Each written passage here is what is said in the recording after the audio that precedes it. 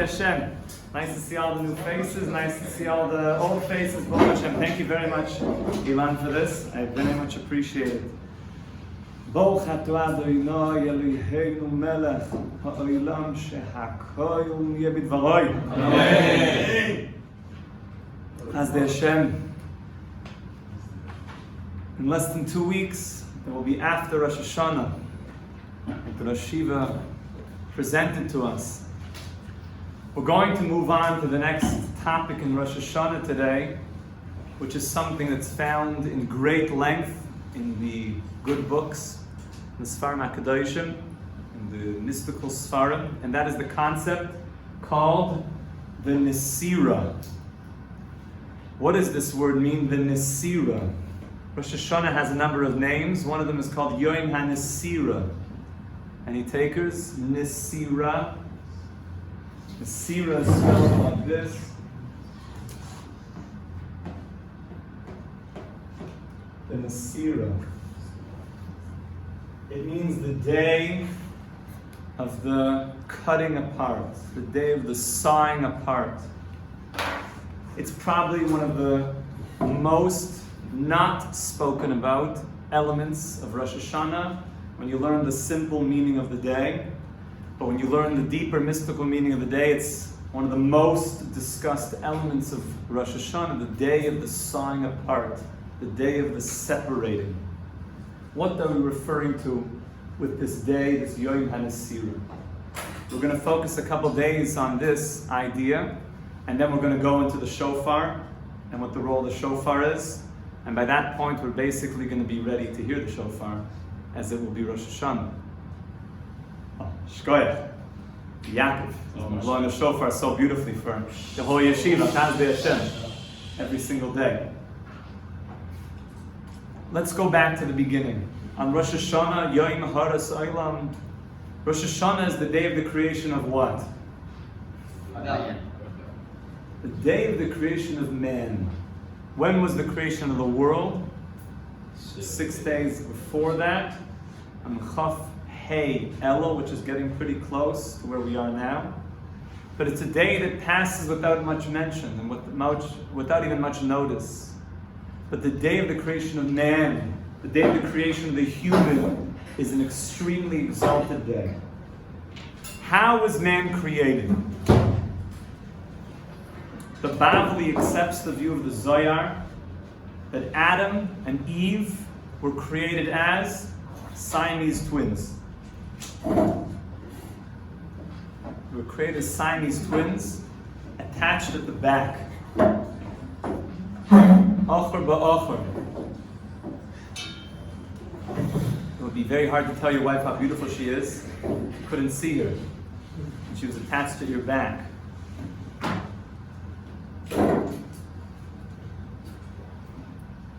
And then something happened on that day. On the same day that Adam and Eve were created, back to back, God did something where He cut them apart. He sawed them apart. He did an Nsirah. And essentially now they were separate. They were created as one, and then they became separate, two separate entities. Now let me just ask you a question. What would you think is better?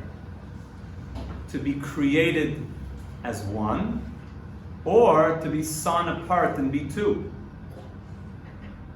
Be two. Double. Two? Yes. I think it's better one, no? You always know where your wife is. You never get lost. She's always there. You've got a companion. You never feel lonely. Yeah. Where is the idea that the woman came from, like the rib of Adam? In the Torah. Okay, so Rib means the side, Okay. and it means the back. So it was like split. So when you said split, it was like in that sense. Okay. Yeah. They were born as Siamese twins attached at the back, and then on Rosh Hashanah, there's a big day. You want to say Hedron says all the things that happened to them on that day. It was a long day. They were born fully mature, and then they were sawn apart. That's just one of the things in the whole snake thing. There's a lot that went on in one day. That was all in one day? Yeah. Also, And it was Erev Shabbos. I've It heard was a the busy name day. Lilith. Everybody knows Erev Shabbos is a busy time. They had that's the minhag, Nsirah. From the beginning of time, it was a busy day. Yeah, Geffen. So I've heard the name Lilith, but I don't.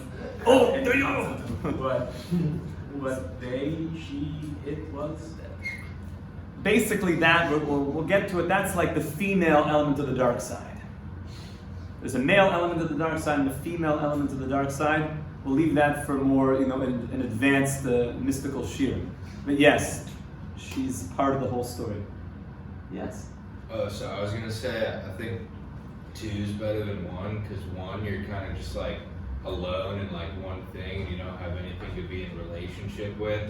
Whereas 2, you have something to like bounce off of and like kind of like come together, but also at the same time be like opposites in a sense, like puzzle pieces. Beautiful. Can I not have that when we're back to back? We are 1. We're still 2, but we're attached. Do I not have an element of that when we are attached? You do, but the element is stronger when you're separated. Is there any risk in being 2? No. It's actually Yes. Yeah. There is. But if you do the right, you can still have. What's the risk? This is really a very important part of Rosh Hashanah. This is the most important part of Rosh Hashanah. What's the risk of 2? Complete separation. Complete separation, and hey, I'm just gonna run away. I'm not attached anymore, so now I have the semblance of being a separate identity, and I can just run away to do my own thing. But the greater the risk you have, the better the reward. What's the downside of being attached? This is very important. You have less choice. There's no choice. This is so deep. Rosh Hashanah is the holiday of free will. I'll say that again. Get that deep into your consciousness. Rosh Hashanah is the holiday of free will. It's the day that you proclaim that free will, which is uniquely human, is the greatest gift to humanity. It's the day that I can now choose that even though I, so to speak, have a separate identity, I'm not running away. I'm choosing to come back to recognize the one where I came from. So let's talk about that for a moment. Adam and Eve were made as one. Now it's very nice. You never lose your wife. You're always together. You're always bonded. But they didn't choose it. That's what it means, acher ba'acher. Acher ba'acher means back. But we're talking about things that are conceptual. It doesn't just mean that their backs were attached. That's a very simplistic understanding. It means conceptually, what does it mean when somebody turns their back on you? There's a rejection. The backside is a side where it's not with choice. The backside is something that's a rejected side. It might be, for example, the example is given when somebody has to do something for somebody, but they don't really want to do it for them. So to speak, they're not doing it of pure free will. The example we always give, that it's brought down in the Nsirah, the Balatanya, is somebody who's been being convicted of crimes against humanity has to be kept alive until he comes to judge and jury. So they put him in a pit in the ground, and they have to feed him so he doesn't die. So what do? They come and serve him food? Here you go. It's a nice Wagyu steak. Enjoy your meal. Is that how they give him his food? Or do they throw it over their shoulder? Take the bone, take this food. They chuck it over the shoulder from the backside. Just take it. Meaning, I'm giving to you, but it's totally not with free will and choice. It's forced giving. When Adam and Eve came to the world, they were attached, but it was a forced relationship. They never chose each other. So what does God do on Rosh Hashanah? He saws apart Adam and Eve, and now they have the greatest opportunity for destruction, but also the greatest opportunity for closeness. The opportunity for destruction is, they say we're not interested in this relationship. I'm an independent person. I'm running away. I'm going to go find other stuff, other horizons. I'm going to Ibiza. I'm sure there's other promising things over there, right? Why not? Let's go. Hey, I got vision. I got stuff going on. Or they could say, I know that the world is offering what it's offering, but I choose you. I choose you. On Rosh Hashanah is the day where we as creation, this is very deep, are sawed apart from God. Let's think about that again.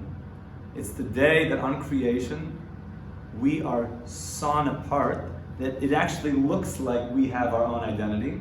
Look around you guys, you feel like, yeah, oh, there's a chest day today. I'm feeling extra pumped up. Thank you, Rabbi. Extra self-aware.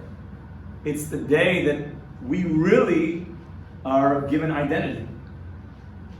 And therefore, it's a big risk because God is sawing us away from Him. And now we have the option of going and finding and doing anything we want. But it's exactly for that purpose that He sawed us apart, that we could have identity, and now there's a choice. Am I choosing to run away and do all the other things that the snake is offering me? Or am I going to choose a relationship with you, God? That's called panim b'panim. That's called, I choose to turn around and face you, Hashem. That's the secret of this day, the Yom HaNsirah, that I want you, Hashem. I want to face you. I want a relationship with you. Before creation, the way that it's described is a fetus in the mother's womb a separate entity?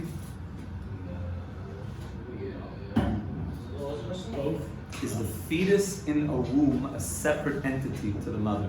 No. Well, you couldn't take it out. Yeah. Yes. But then it's in the womb. We'd have to cut. So it's interesting. It is, but it isn't.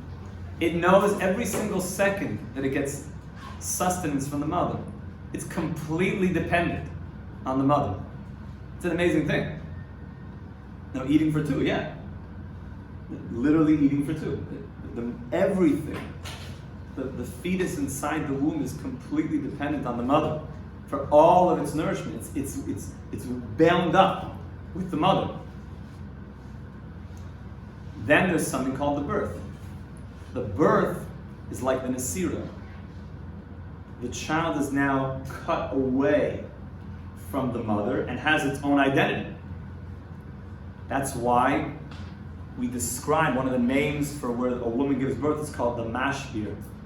It's to be shover, to break. The fetus is, the child is breaking away from the mother. I mean, that's actually what's happening. It was inside the mother for 9 months, and then it actually goes outside. There's a severance. And that's necessary just for the life of both of them. They have to cut the umbilical cord. There's a total separation. We have the same thing.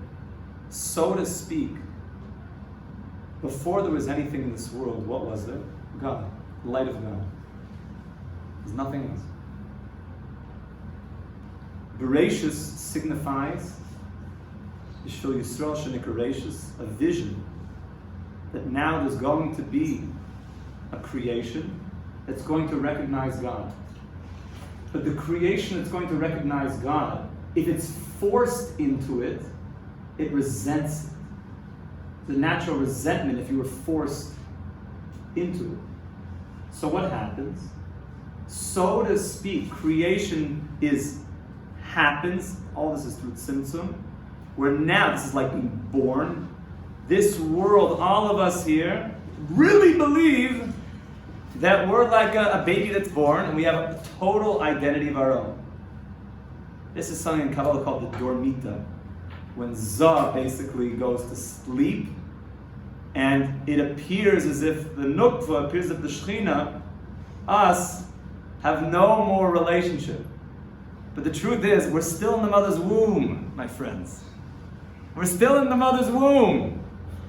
I.e., We can't breathe right now unless God is breathing us, is feeding us. Hashem is creating creation every single second. This creation only exists every second because God is creating us, right? Except He made it concealed that we don't realize that.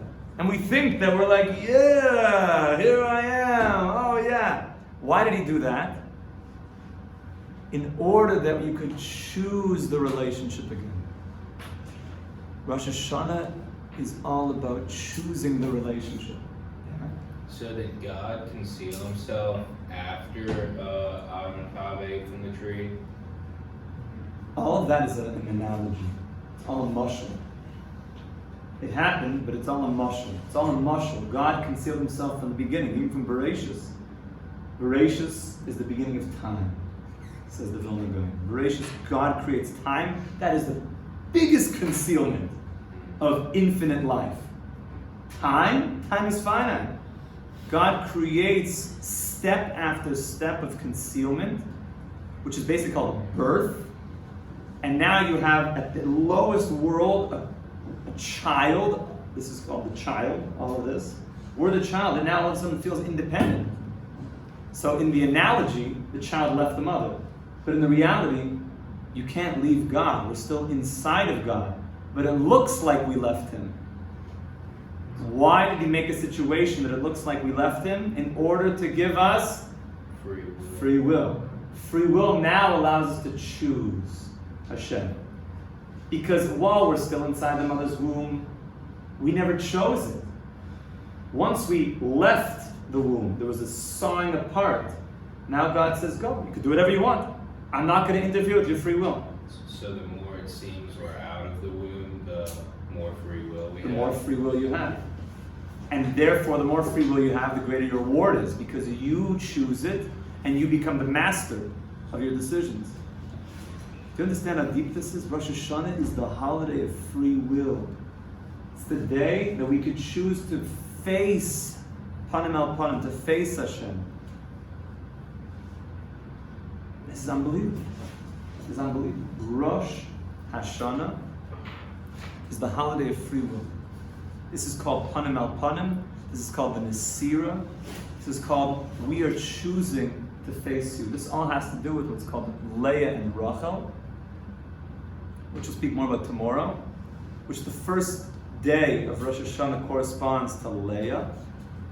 Leah, not only a person, but Leah means an energy. Leah was the wife of Yaakov, and he also had another wife, Rachel, Bill and Zilpah. The first 2 days of Rosh Hashanah correspond to Leah and Rachel. Leah represents when you don't understand things, and it's not clear to you. Rachel is when you're serving Hashem and everything is clear to you, and you're feeling it more and more and more and more. I'll just say it, but then we'll have to elaborate on this. The first day of Rosh Hashanah, we are doing the Nsirah of Leah, which means that there's an element of I'm now cut away, I cut off, and now I'm lost. When the fetus is in the mother's womb, it's not lost. When Adam and Eve are together, they're together, but they never chose it. There's a feeling of we're connected, but we never chose it. The fetus inside the mother's womb is connected, but it never chose it. Now that the Nsirah happens, there's Leah, who's, I don't feel the light. I'm not connected. But I know that it's from you, Hashem. That's called Leah. Rachel means when you start feeling it. You start feeling more and more excited. I know that I'm cut away, but all I want to do is come back to you. It actually takes all the days between Rosh Hashanah and Erev Yom Kippur to go on that journey of cutting away all the layers and turning more and more and more and more to Hashem. Those are the 10 spheres that go all the way from Rosh Hashanah to Erev Yom Kippur in the Nsirah of Rachel. Rachel's when things are feeling and things are good. So to make a long story short, in summary today, Rosh Hashanah is all about the Nsirah, this cutting apart of Adam and Eve, which is really the secret of Rosh Hashanah, which they didn't always tell us in Sunday school. But this is Rosh Hashanah, Mamish. This is what all the the good books are really dealing with, this concept. We're just making it very shavel l'chol nefesh, down to earth, what we can relate to on our level. That means that Adam and Eve got split apart, but it was risky. Now they could run away. They could, who knows? They can go and do anything. But it also meant that the relationship is so much more meaningful because now they can choose each other. They can choose each other. You ever had a relationship? There's two people that they're on a date. One's totally interested and the other one's not. Usually it looks like the girls they're like looking at the guy, or the guy's looking at the girl like this, and the other one's just like. So yeah, you were saying something. So I'm here. I'm telling you, but I basically turned my back to you. I'm not interested. And Rosh Hashanah is the day I want to face. I'm turning to you, Hashem. I want to face you. I'm not running away from the relationship. I want to be with you. And we explained that that's everything that is happening on that day. And then we explained how really the whole creation of the world, which is happening now, is like one big cutting off from God. Where it appears that we'll be separated from God in order to give us the free will. That a person can go into this world and do whatever he wants. But now we have the opportunity to choose it. This is one of the reasons why generally kids and parents, there's always a natural rebellion. Because the kids have a certain feeling like, I never chose this. I was forced into this. It's achar ba'achar. I didn't choose this. So there's a natural feeling like, I need to rebel. Because I was forced into it. Now sometimes what happens is that, hopefully they don't run away too far.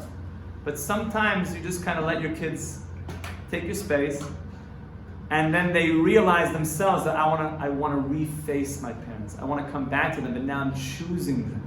I love them. That I'm doing that through real free choice.